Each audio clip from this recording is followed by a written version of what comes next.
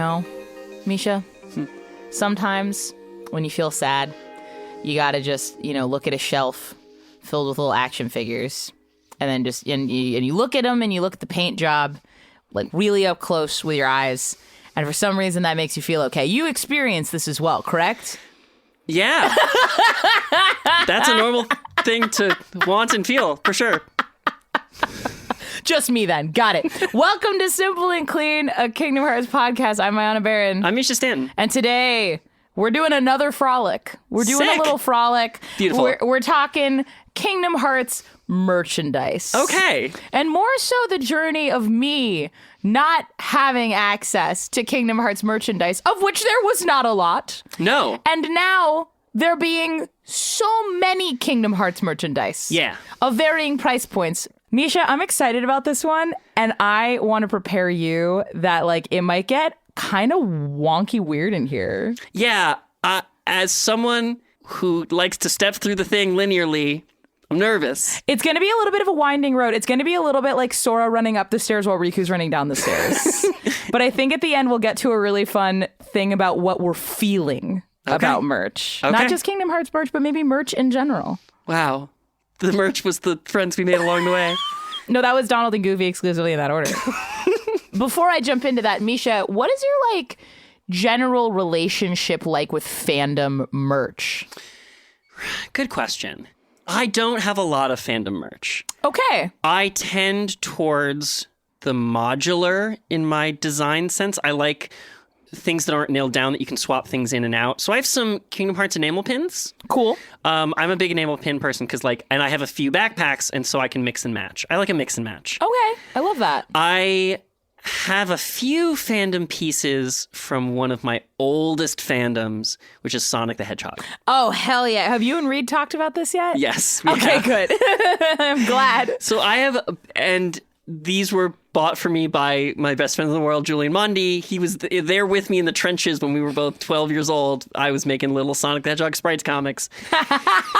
And so, owing to this, real deep nostalgia, not for the particular items, but for the time in our lives when we liked those things, he'll occasionally buy me some Sonic the Hedgehog kind of stuff. Hell yeah, that's sweet. You know what else I think owes to this, though? Speak on it. My grandmother had an enormous collection around her house of various things shaped like owls. Oh, yes, that was her animal. Well, no. No. But she got a couple as gifts. And then people would come into her house and see them and think it was. Oh, no. And so they kept buying her owl things to the point where it just sort of became her thing by default. Well, what a polite woman your grandmother Right.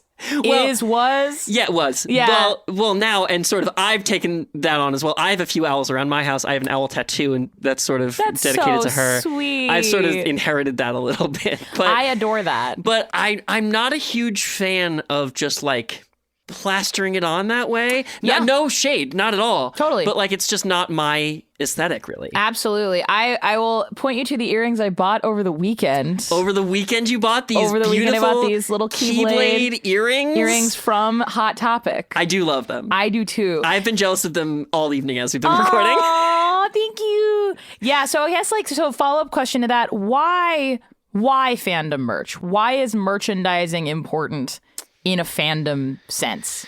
Well, merchandise is important in a fandom sense because it lets you display the things you like and be proud of those things, right? Mm-hmm. It says, these are the things I like. These are the stories and characters and aesthetics that mean a lot to me. And thus I define myself externally to other people. Yeah, this is what I'm about, and here you can see it. This is you say, this is a shelf of my most precious things, and therefore, whatever you put on there, you define to people who see them as one of your most precious things, and that says something about you. Absolutely. So I worked in merchandising for a little bit. I worked at Riot in the merch department for a bit. And Makers of League of Legends. Makers of League of Legends, and I also worked at Mattel for a time. Makers of Barbie. etc. Heard of her? And so I have, since time immemorial or whatever, in memoriam, I've loved merch. Now, one is since you were a kid, and one is the part where people die in a slideshow at the Oscars. That's in memoriam. Okay. Yes, that's the one that's not for when I'm dead, right? Nope. Damn it, really? Immemorial Yeah. is the one for when you're a child? Yeah, immemorial. Like, it's inflammable. Yeah, for all of it. But it's funny because it's like that one is the literal word we use for dead people. No. That's so silly. Anyway, but yes, I am a huge merch person. Now, I will say this, as I've gotten into my old lady age. This is going to be my new bit. It's not. This new bit where your early 30s are yeah, old? I know. Yeah. I'm not old. I'm just getting started. Put sunglasses on. Work anyway. it, girl. Yeah, girl. But I'm definitely a lot more discerning than I used to be when it comes to nerd merch. Yeah. I love this video by Sarah Zed where she talks about like geek culture over time. And there was this peak merch time probably around like 2010 to 2015. Oh, interesting. Where there was like all of these kind of like t-shirt companies where it was like the design was only up for 24 hours and you had to buy it and then they'd ship it to you. Loot Crate was a big thing. Loot Crate. There was this sort of explosion of not just nerd culture as mainstream culture, but nerd culture is this thing you buy in to be a part of. Yeah. And so during that time, you saw kind of this big influx of cheaper, less like useful, right, less intentional. To the owl point you raised, the thing your grandma or your uncle buys at Walmart because it's like, I think my kid likes Sonic, so here's like a Sonic pencil. Right. It's just this easy access point. Right. I think that's another reason I don't have a lot of merch. I do tend to be very intentional with my purchases. Same. I'll know the exact make, model of thing I want and look at it every day for like 2 months and be like, is today the day? No, it's not today. But I'm gonna buy it. Yeah, I'm gonna buy it. It's the thing my desk actually needs to be functional. Like real. You know? I spent months trying to figure out what bookshelf to buy. Mm-hmm. Oh my God. I looked at so many bookshelves. And I'm glad I found the one that I got. But it was one of these things where I'm like, I'll know it when I see it and I still haven't seen it. And the longer I go without seeing it, the more I'm like, maybe it doesn't exist. Yeah. I'll say I had the same thing. We had the same thing for our apartment, and then I went to Amanda, CEO of Multitudes Hell Place, yeah, Amanda. and she has these like pipe-fitting bookshelves, and we got them, and we have them up in our living room right now. Yes, shout out to Amanda. Thanks, Amanda. Great. They're so good. But so for Kingdom Hearts specifically, merchandising for Kingdom Hearts started as a very sparse endeavor. Yes, it did. Like to a weird degree, right? Well, yes and no, because I think what was happening across video games was merchandise was just hard to come by in general. I remember growing up, like my brother was really into Legend of Zelda. And like we were all, by extension into Legend of Zelda. There were no Halloween costumes. There was no green hat. Like the things that you would buy were either high-end premium collector's items, like a 1 in 1,000 or a 1 in 2,000, something that came in like a premium pre-order for like Twilight Princess, where it came with like, a miniature version of the Hylian shield and the thing. Then over time, what I think has happened is all of those franchises have had a mainstream breakthrough moment. For Zelda, weirdly, it was Breath of the Wild. Yeah. Like, it's funny when you look at the charts of how well Zelda sold, and then Breath of the Wild, like, eclipses all the games like combined. Yeah. And then after that, what you started to see was the entire series and franchise was getting embraced, not just for the Breath of the Wild aesthetic, although there was a lot of that. You'd see it across all of the different iterations of Link. But it needed that breakthrough moment where it broke containment, I guess? It broke containment. And so weirdly, I think for Kingdom Hearts, that was Kingdom Hearts 3. Yeah. Well, what strikes me, the similarity between those two things. Kingdom Hearts 3 was sort of the moment where I think the world realized that everyone secretly liked Kingdom Hearts. Yeah. But they had been waiting to say that for many years. Yes, but there was never an appropriate forum to admit that you were a Kingdom Hearts fan without the fear of, like, being clowned on, basically. Right. Well, and I think that Breath of the Wild was a similar thing. Yes. Where, it was a different format that was brand new to the series and it was like the refinement of decades worth of work on that genre of games specifically. Yes.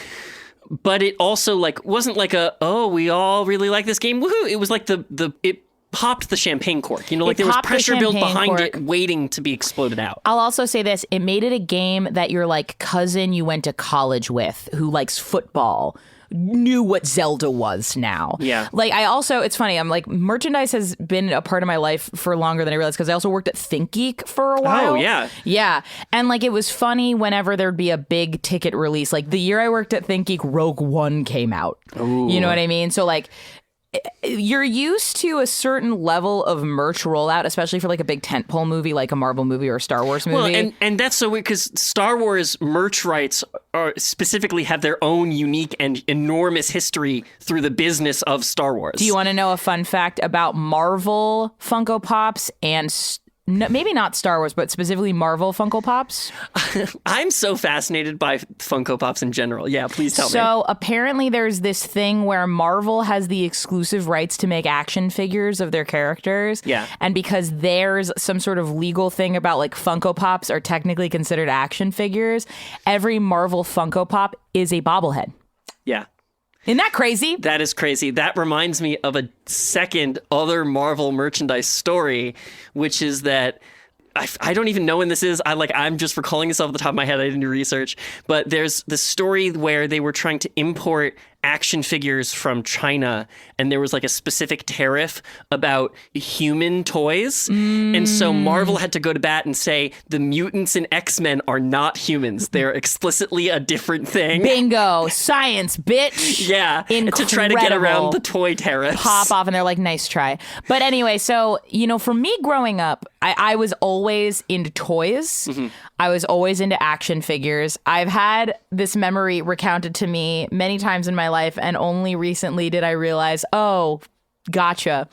When I was like 5 or 6, whenever there would be like a big birthday party or like I'd go over to a friend's house, if there were like a lot of kids, I would disappear and I would go find their kids' playroom, and then I would just like look at all their toys and then play with them by myself. Hell yeah, girl. Hell yeah. And I was like, oh, she was always. Anyway. But like I've always been really fascinated with toys and action figures and like all this kind of stuff. So like when I was getting into Kingdom Hearts, my mom, who is always really beautifully supportive of like my hobbies and interests, tried really hard to find Kingdom Hearts to anything, and there was nothing. The Kingdom Hearts action figures I was aware of for Kingdom Hearts 1, there was like a pack of like 6 sets, and there'd be like 3 characters per set. So it'd be like Sora, a Heartless, and a Disney character.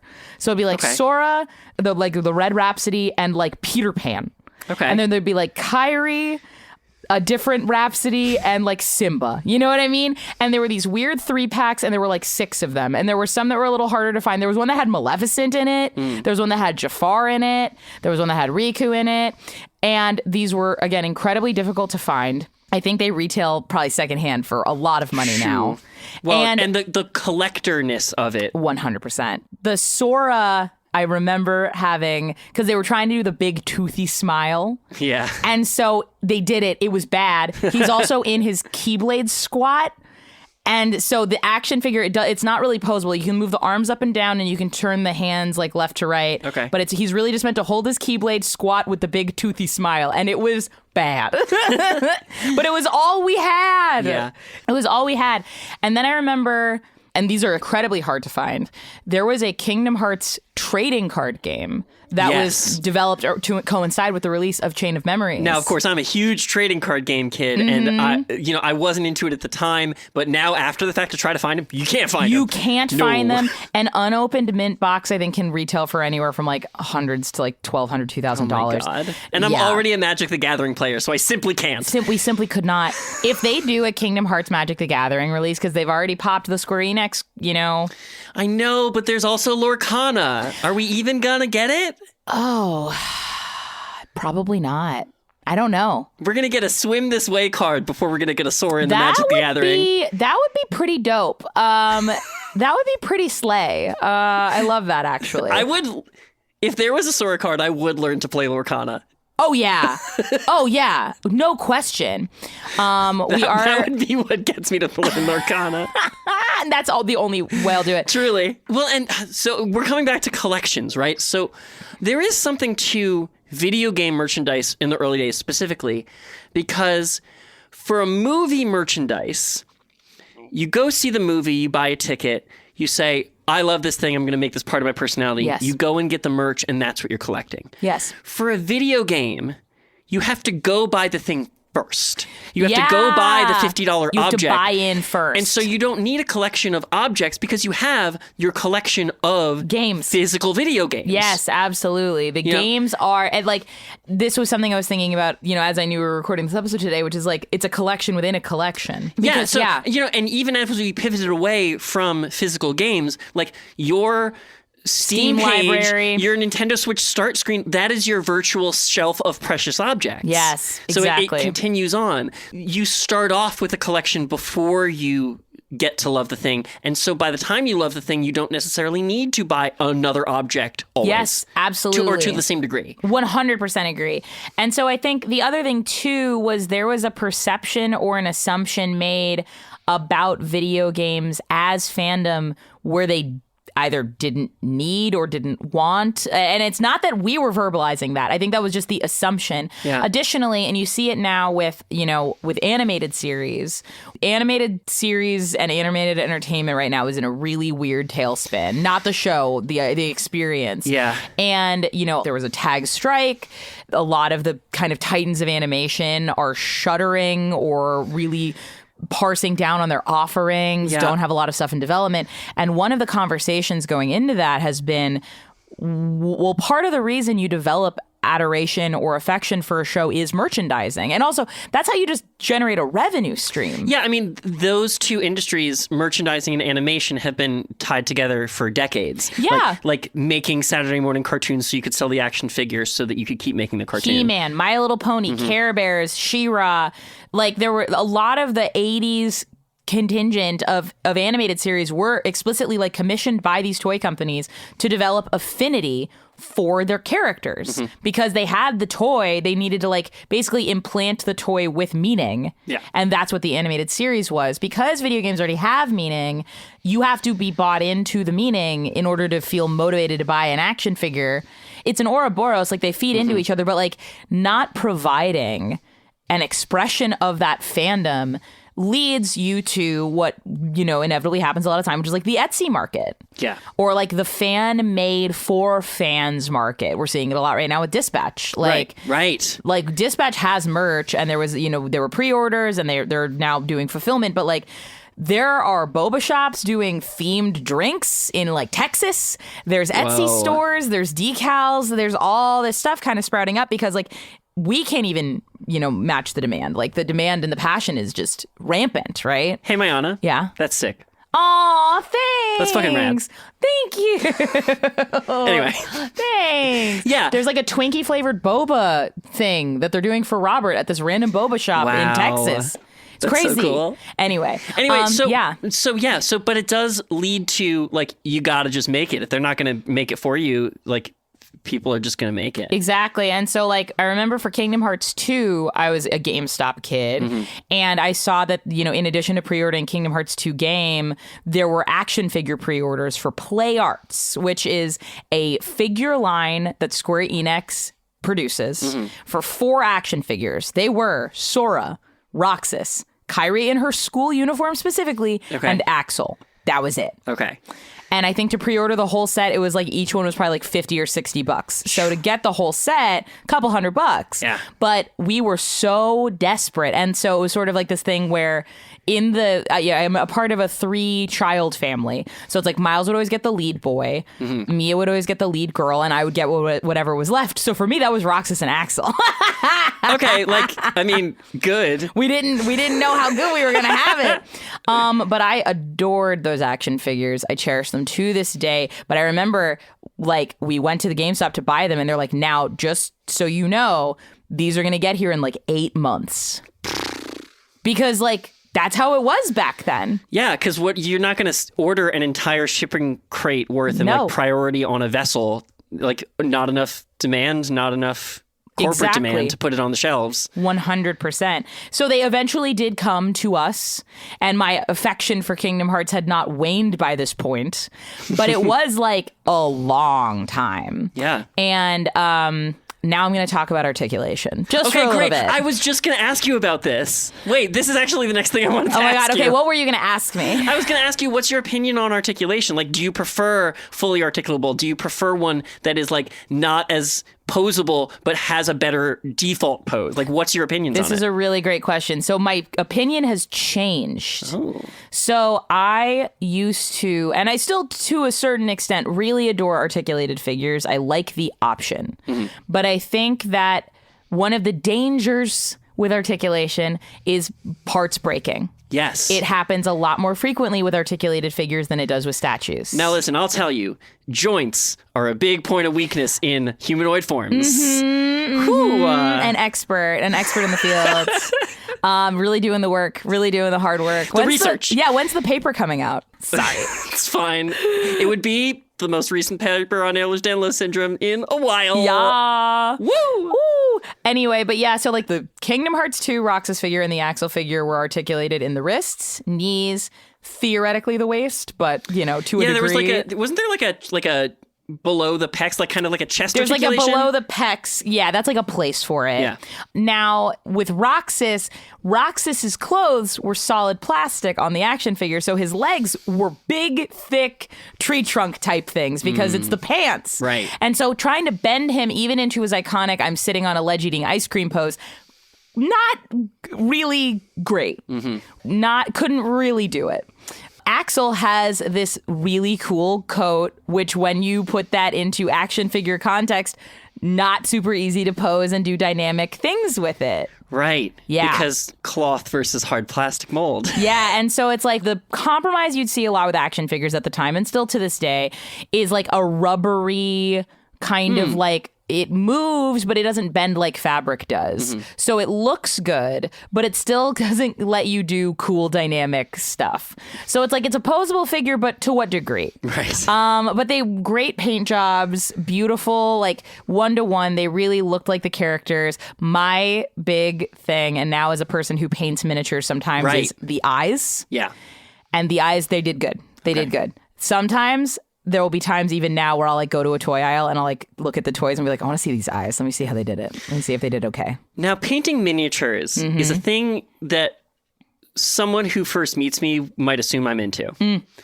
But I've just never really had like the fine dexterity to like. Totally valid. I have like a little bit of a tremor, and I was like, well, now it's messed up. If I mess it up a little bit, I get very upset. It gets stressful. Yeah. It's like threading a needle. Right. And I have many friends that play Warhammer growing up. Oh, yeah. I had an Shout uncle out to who Ian. had a huge Warhammer army. Amazing. And like would just sit there and paint them. But like, it always seemed so cool. But not to say that I'm like not super dexterous. Like, I was a colored pencil artist for many years. Hell yeah, you were. And so like, I can do art stuff. It's just Yeah. it's really just like the such fine details. I would get so nervous about fucking it up. Yeah, there's a really sweet painter YouTube guy, and I love his video. It's not necessarily like on the scale of like how technical you can get. Like this particular video is like a beginner's painting video, but he talks a lot about like there are little things you can do that can help you with those finer details. One of them is like, he has like this adorable voice. We're like, all right, so I put my elbows on the table, and what I do is I press the bottoms of my hands together, and that stabilizes my hand. Now, caffeination is an important part of this. Like for me, about a half cup of coffee is about the amount of caffeine that works for me before I get too jittery. And I'm like, you go, guy. You go, guy. And every time I watch his videos, I get like excited to paint again. I'm like, yeah, we can do it. It can be done. But also I feel like you do great with like a big monster, something that's like still within the scale, but like a bigger surface area. Sure. Well, now we're getting back into like, I really very intentional with my shelf space. Oh, like, where do you keep all that stuff? Oh yeah. Valid. You have a lot of books, which is great. I have a lot of books. Well, because my partner is a huge book person and a huge, was training to be a librarian for a long time. Hell yeah. Okay. I'll say this. What I have a lot on my shelves are Legos. Yeah. I like Legos because you can build things that have personality, but they're modular. When you want it to be something else, you take them all apart and you do it again. Yeah. I think that if they made a Kingdom Hearts Lego line, Yes. that would be all I do. Have you seen the Lego Zeldas that they're doing now? I have seen the Lego Zeldas. The tree was not really my vibe. Yeah. I love the Ganondorf Ocarina of Time final fight sequence. Yeah, just because I love that version of Zelda. I mean, I love every version of Zelda anyway. Yeah.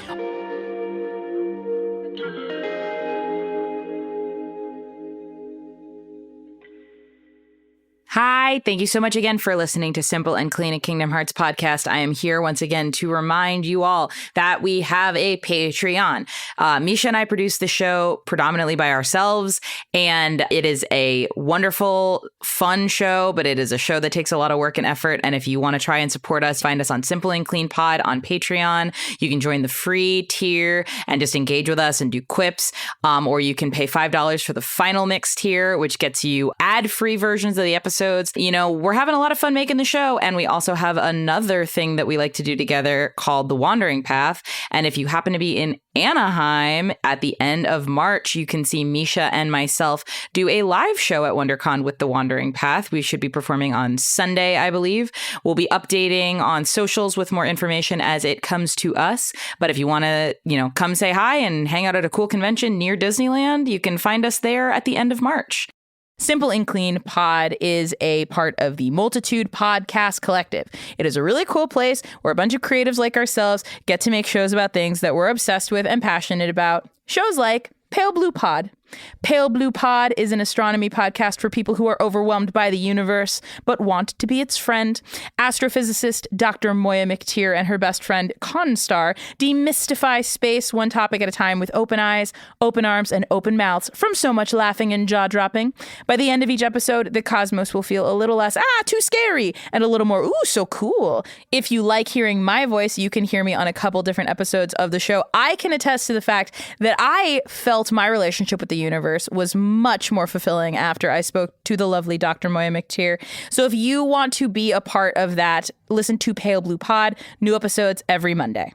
And just before I let you go, I wanted to take this last second to thank one of our sponsors for this episode, Gender Free World Clothing. Gender Free World Clothing was founded in 2015 by a little group of like-minded individuals who passionately believe that we all have the right to wear well-fitting clothing which suits our style choices. People's bodies are all different. In addition to height and size, there are variations in hips, bottoms, shoulders, and chest sizes. One size does not always fit all. After extensive research, Gender Free World Clothing has created shirts in 4 body-shaped templates: the Alex, the Billy, the Charlie, and the Drew. And these ranges accommodate those different variations. The Alex is for wider hips, the Billy is for larger busts, the Charlie is for shoulders and hips in similar proportion, and the Drew is for those with broad shoulders, narrow hips, and longer bodies. No matter how you're shaped, you're sure to find a style that is going to suit you. If you're interested in shopping with Gender Free World, they are offering 12% off with our code SIMPLE12 at checkout on your first order.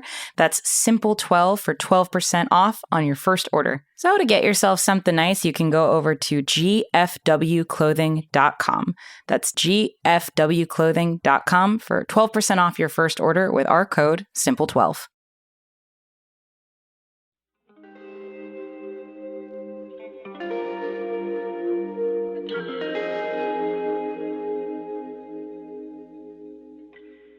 So with merch, I think there's a couple big categories. And I think Lego, for licensing reasons, like most of the time Lego, like they'll do big partnerships. They'll do IP stuff. Well, they're doing big stuff more than ever. They just recently announced a Pokemon partnership. Crazy. I want to talk a little bit more about Pokemon in a second. Yeah, keep going. Absolutely.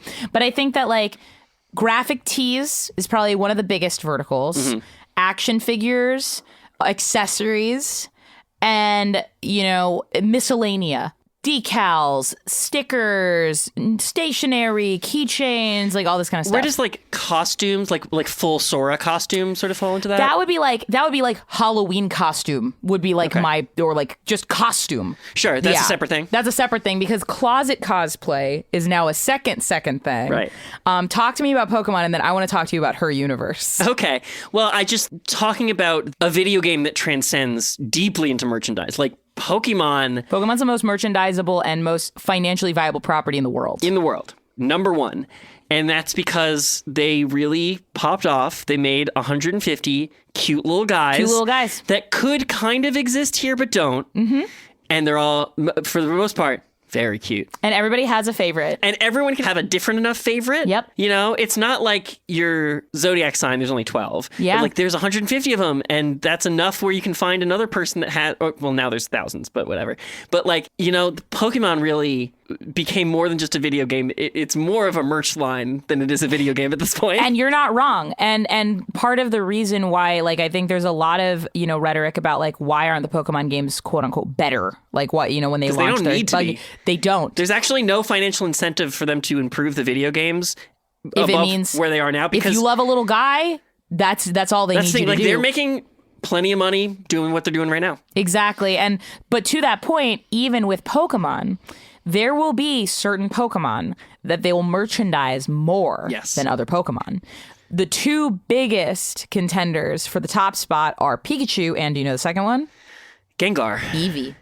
Oh, I should have guessed Eevee. Eevee's huge. Yeah. Gengar's also huge. Well, Eevee's huge. Eevee's its own separate sub-series on its own. There's 8 of that guy. There's 8 of that guy, but like even just baseline starter Eevee guy has risen to the mascotization level that's almost on the level with Pikachu. Yeah. So, well, and I think that Pokemon's release in the late 90s and how utterly merchandisable it was probably had something to do with like other video games having merch more.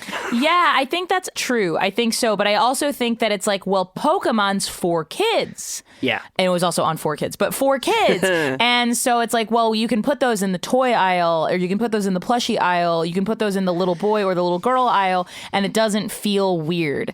The kid with the big key and the shoes, is he a teenager? Is he a kid? Yeah. Are kids playing this game? Are teens playing this game? Tweens were playing this game, which is like the worst category for merchandise, or especially for toys. Yeah. Which is a big slice of this pie. There weren't enough adults, I think, playing Kingdom Hearts for the first decade or so of its popularity you would feel comfortable wearing a Kingdom Hearts t-shirt or rocking a Kingdom Hearts backpack. Well, and that's probably why there's so much going on right now. So now we are all at the age, and like the people who are even like a decade older than us who were in high school or end of high school when Kingdom Hearts 1 came out, they are now people who are in the rooms making the decisions or are second in command to the people making decisions about this stuff. Mm-hmm. Which brings me to Her Universe. Are you familiar with Her Universe? No. What is Her Universe? Okay, so you do know Her Universe. You just didn't know you saw it. Okay. Her Universe is a brand that was created by this actress, Ashley Eckstein. Okay. Do you know this actress? Ashley Eckstein, who plays Ahsoka. Tana. So she is an actress. Yes. She played Ahsoka. She originated the role of Ahsoka. And like does a great job. That shows up and down. She also did mocap for the final lightsaber fight for Ahsoka versus Maul, and that is one of the best fights in animation. Top 10 anime fights of all time. Gotta check it out. Amazing. So she founded an apparel company. Cool. Called Her Universe, because there was a gap in the market for like merch for female fans of things. Right. I remember this period of time in my life where you couldn't even really buy a nerdy shirt that wasn't in a male size or for a male cut. No, well, we'll talk about this. There's this show, this cartoon on Cartoon Network, Teen Titans, maybe you've heard, and they stopped making that show because like it was too popular with girls and not enough boys were buying the toys. That's crazy, because I was a girl Teen Titans fan. Right. Yeah. And that's kind of why they stopped making it, and they pivoted to Teen Titans Go, which is far worse. It's funny. It's a completely other different thing. Completely different thing. And this was also, if I recall, around the same time that Star Wars Clone Wars was just coming out, and there was a lot of controversy about Ahsoka being a young girl protagonist of the show. Yep. Oh, yeah. That's wild that the actress behind it sort of is part of it. That's really cool. Yeah, she addressed a gap in the market, and now Her Universe has like a fashion show at Comic-Con every year. Well, they'll do like, I think it's like fan submissions, but it's nerdy fandom inspired fashion. So there's been like rose quartz transformations and like cool like avant-garde interpretations of Star Wars and stuff.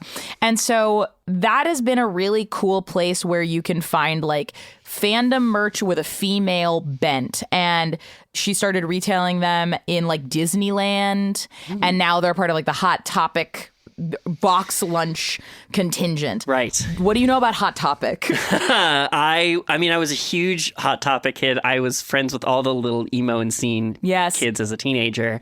But when I was younger, it was a lot more for like edgy properties, like bands, metal bands and hardcore bands specifically, like edgy cartoons, like stuff your parents weren't always like okay Happy with you Tree watching. Friends. Ren and Stimpy, Invader Zim was big at Hot Topic, like sort of edgier, older, darker stuff. There was a lot of black PVC clothing and like fake leather and belts and with spikes and chain. It was like a little bit for like teenagers who wanted to shock their parents. Yeah. By being edgy now. And you couldn't go anywhere besides the mall. And so this was right. So this was you place. Rebelling at the mall. At the mall. Yes. Exactly. So it's been around since 1989. One of their most successful like merch vehicles is like graphic t-shirts with IP on them. Yes. That's like one of the biggest things. Did you know they also made Torrid? Torrid? The plus size women's clothing line? Yep. Hell yeah. I know, pop off. And I'll say this, Hot Topic has like a wide range of plus size clothing as well. Not necessarily always sold in their stores, but sold online, which is very cool. They will have pieces that are in straight sizes that are also offered and sized differently in plus sizes, which I think is very cool. Mm-hmm. But yeah, there was a shift in Hot Topic at a certain point. Yeah. Where it wasn't just scene kid stuff. It was increasingly stuff like the Invader Zims, like the whatever. I went into a Hot Topic literally this past weekend. You see a lot of anime stuff. Yes. You see a lot of branded stuff. There's Lord of the Rings stuff. There's Stranger Things stuff. There's Disney stuff. Yeah, they really doubled and tripled down in that direction. I want to say in the 2010s. Yes, and it was extremely profitable for them to do so. It was a very smart like brand, like to embrace that aspect, because like being a part of a fandom in a way is kind of countercultural. It is, yes. It's alternative. It's alternative. Or even now, even in our like post Marvel Cinematic Universe dominance era, there is a certain element to fandom that is still alt. Yeah, I remember when I was working at Netflix, there was this thing we got to do once a week where one person on our team would make a PowerPoint presentation about like, get to know me and something about me. Yeah. And there was a person on my team who like confessed, they're like, I have a confession to make. I also cosplay. And they were like really kind of bashful to share it, but I was really proud of them for doing it, because they were like, I know it's weird and like some people think it's weird to like dress up like a cartoon character, but like this is something that's really important to me. And I was like, pop off, like that's fucking rad. Own it. Like, but the fact that we still have, even in this cultural moment, there is this idea that there's still some shame or like some need to be hiding this aspect of who you are. Yeah. Even down to just like, I like a cartoon that was written for children. Like, yeah, well, I mean, now we're millennials and it's 2026 and like most of the stuff I watch is cartoons. Yeah, because it's good and interesting and wholesome and fun. Yeah. But all that is to say, so now Kingdom Hearts merch is everywhere. And again, I think that Kingdom Hearts 3 was the champagne cork pop moment for that. There were Funkos of Sora with the Ultima weapon for Kingdom Hearts 3. And there's Nendoroids. There's trading cards. I love this shop called Ami Ami, which is like direct purchasing from Japan. The Kingdom Hearts like section has the pouch from the beach. They have the physical and it's not that expensive. It's like $30. Put my dice in it. You could put your dice in it. It is a dice bag. There are like myriads of keychain configurations of like the 3 weapons from the tutorial, the 3 weapons of Sora, Donald, and Goofy exclusively in that order. There's music boxes that are like $8. Like a little dearly beloved music box. Yes. So cute. And then you get into Etsy stuff. There is some cool shit going on Etsy for Kingdom Hearts. Yes. There's the Dive to the Heart. That's a 3D printed pillar with Sora at the top and it lights up. Mm-hmm. There's a tea candle holder that's the door to the final world. Oh, wow. Like, we are at a moment now where if you want to buy a Kingdom Hearts thing, especially even at something like Hot Topic on a random Sunday. Yeah. And as we were starting up this show, we were sort of talking about how much we wanted to do an episode about Kingdom Hearts merch. And like, in the midst of it, Hot Topic announced a giant Kingdom Hearts line. Massive line. Like, I looked on the Hot Topic website, the Kingdom Hearts pages, it's like 1 to 47 of just merch. And some of it's just like this emblem, but it's on a shirt and a slouchy sweatshirt and an oversized shirt and da-da-da. But regardless, I could if I wanted to, just from Hot Topic alone, I could buy enough clothes that I would not need to not wear a Kingdom Hearts branded thing for maybe over a month without even doing laundry. It would cost me a lot of money, but I could do it. Donate to the Patreon. Donate to the Patreon. But then that brings me to this other aspect of fandom merch, which is overconsumption. Yes. Because we can't have nice things. Yeah. We can't have anything. And that's a big problem with me buying merch for myself now, right? Is like, there are things I legitimately want. I have come around to like, maybe I could put my heart on my shelf a little more. Yeah. You know, our house is very well decorated. My partner does a fantastic job. It's a really nice apartment. It's a lot of her things because I tend to contain myself in that way. Oh, I didn't realize that. Yeah. Huh. And so I'm blessed to have like a partner that works with me to sort of bring me outside of myself in that way. Yeah. But it's now to the point where it's like I could buy those things or I could pay my rent.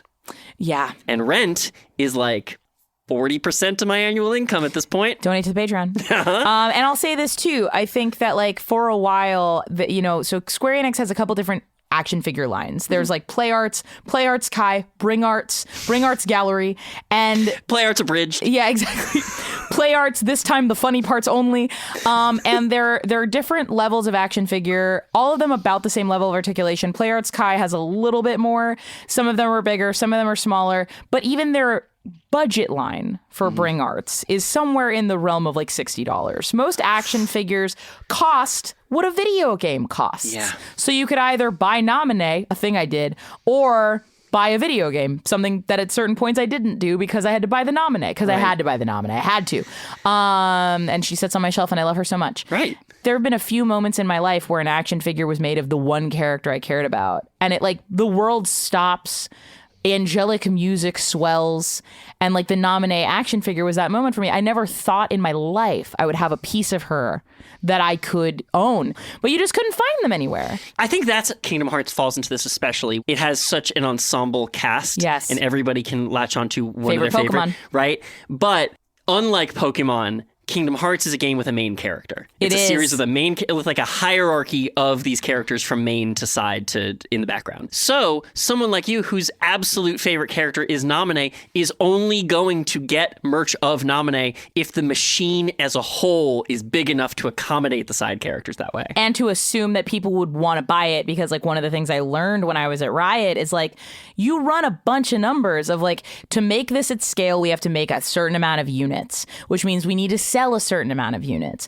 which means we need to put a bunch of marketing behind selling a certain amount of units, which means we need to assume that a certain amount of people love this character enough that they want to buy a statue or a t-shirt or whatever it is. And so there are different ways that you deal with that problem, but all of them require scale and mass. Right. And as it is enjoyable for me to finally see Kingdom Hearts merch that I bought these earrings for $15. Yo, I got to get a pair of those earrings. They look so good. They're fun. They're fun. And if this is the only merch I have, I still feel like it's enough. Yeah. If I want to spend $120 on a motocross jacket, I can. They have those now. Sure. At the Box Lunch, which is also owned by Hot Topic. Right. But like, it is interesting because it's like, as we can scale the merch for a fandom like Kingdom Hearts, what is the thoughtful way to do that without just like a bunch of heather gray shirts with some different iteration of a heart logo on it? What is the thoughtful, intentional piece? And I think Hot Topic with their main collection, I think did a really good job of like, hey, we've got the Wisdom Form shorts. We've got this, cool jacket. We've got this cool backpack. And then for the budget line, we have a bunch of, graphic t-shirts, which we're always going to have for everything.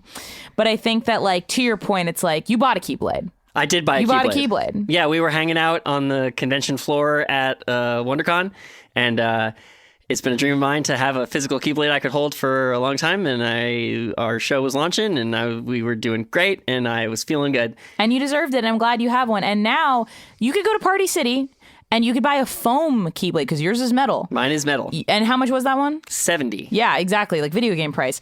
There are people who can buy the Star Seeker, not even a super beloved Keyblade. Yeah. And that one's like $20 at Party City. and it's made of foam, and that's fine, but like you can get that. Yeah. I saw a really sweet video of a guy who for Christmas got Oathkeeper and Oblivion as Christmas gifts, and again, foam ones, and he was so happy. And before this, I have had Keyblade toys. Yeah. But to be honest, they're not Lego. There's another building toy called K'NEX. Real heads will know. I'm still a huge fan of those to this day. I build objects for my house, like accessibility objects, out of K'NEX because I don't own a 3D printer. I will just build things out of K'NEX instead. Valid.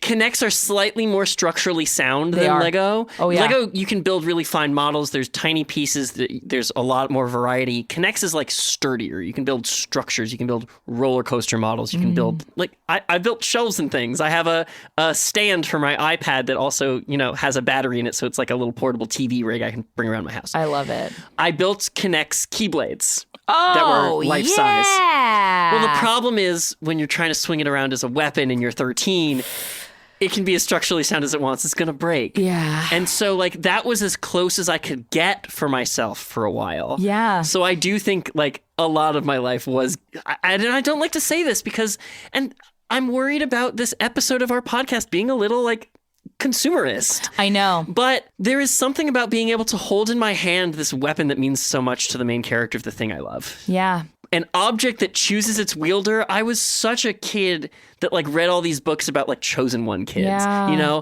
I really was waiting for like a door to Narnia to open up around the corner of like everywhere I walked as a kid. Show up in his box. Mm-hmm. So there, I imagine myself as the protagonist of every fantasy story I consumed, and Kingdom Hearts was one of those. So to be able to hold that object in my hand means more than the object itself. I completely feel you on that. And for me, it was like to hold Namine in my hand, this character that I've loved for so long. And for it to be in the form that I enjoy loving the things I love in, I felt seen, which is so weird, Yeah, I mean, it's great to feel seen. It's another thing to feel that large corporations who make these decisions see you. Super yes.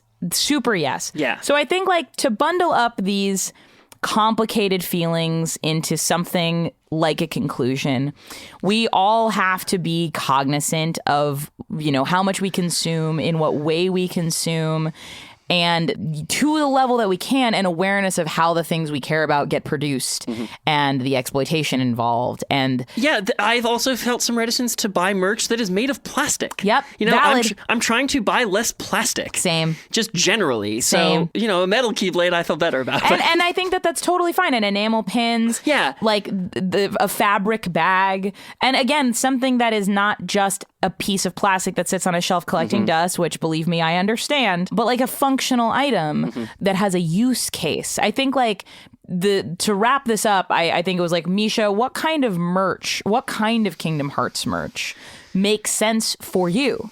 Yeah. Like, what's something that you would buy aside from a metal Keyblade?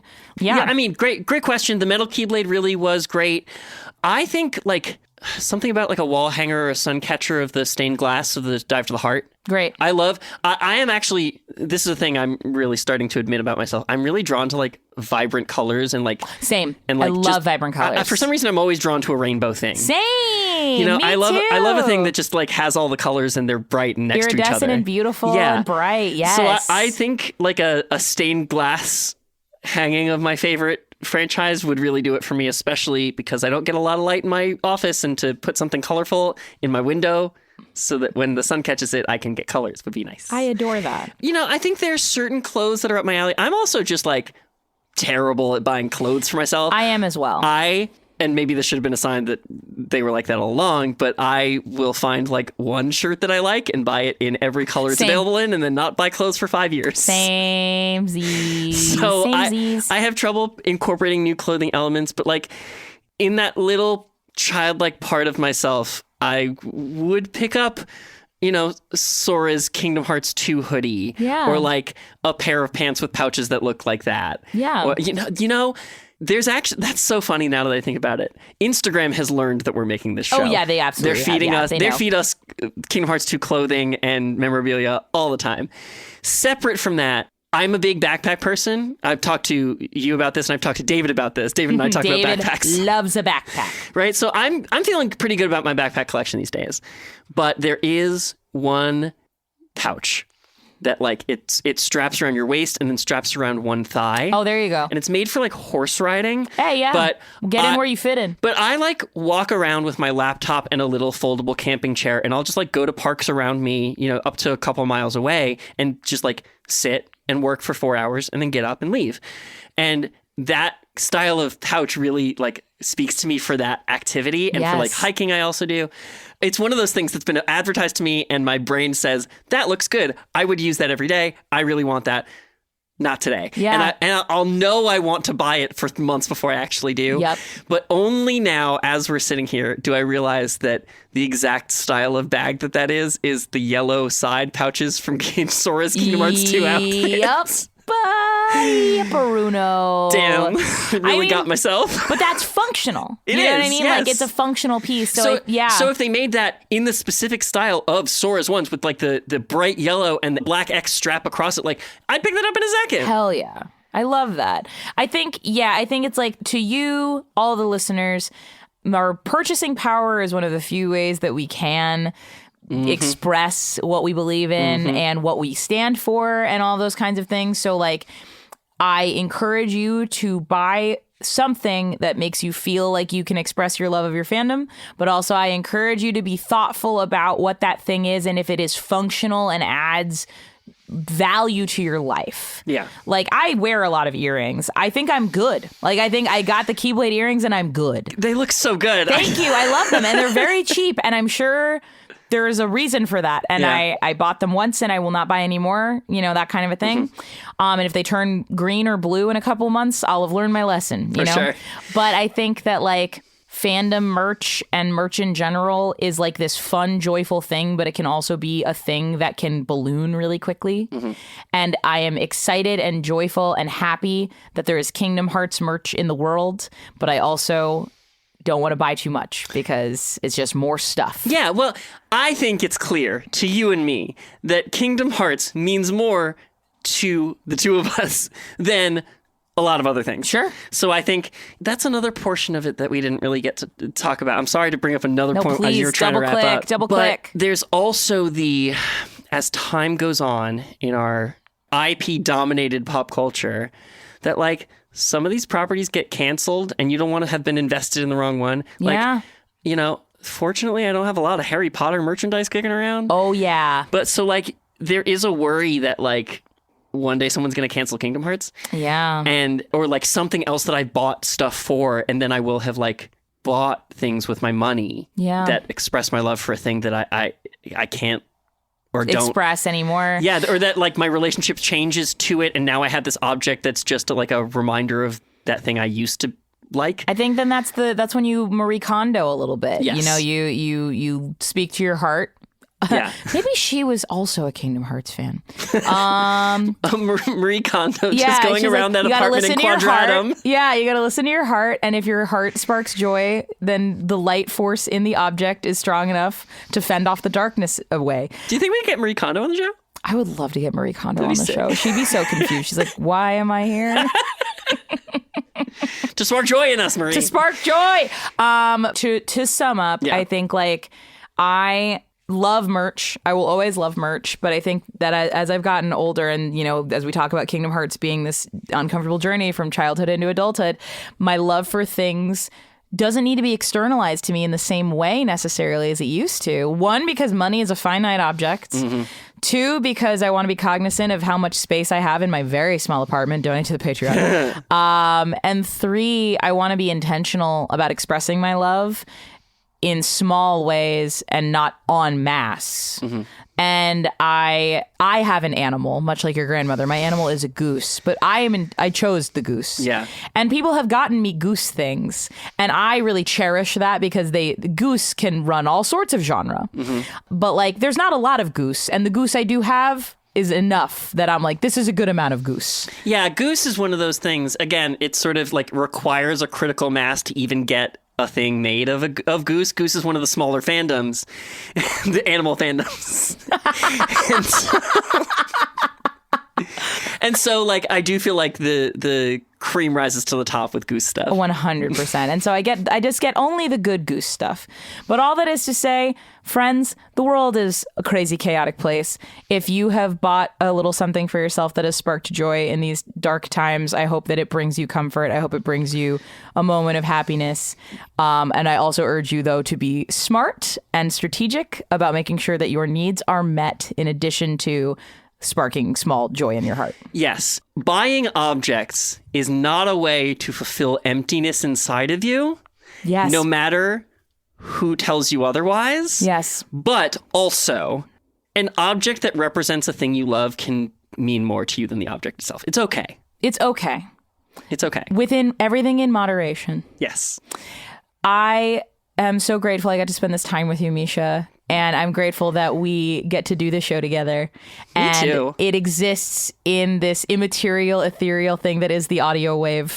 Yeah. And I think that that's wild and special. I just wanted to acknowledge that. Thank you for walking through this topic with me. This is like a really sort of out there episode of Simple and Clean. We're out in space right now, bro. Yeah, but it was cool to talk about. It really got into like the wider just appreciation of properties that this show also is emblematic of. Yeah. I'm excited for more like abstract concepts on this show. Me too. I think we're about to get into like a very fun, weird, ethereal time for the show. We've hit a bunch of big milestones and we're going to keep recapping plots. We're going to keep talking about characters. But I think the folks have been primed enough that we can start getting into weird shit. Yes. And I'm very excited about that. Me too.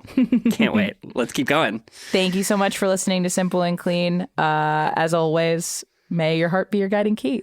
Especially if you can buy that key, if you can get one. Just the one, though. Just one. We only need the one.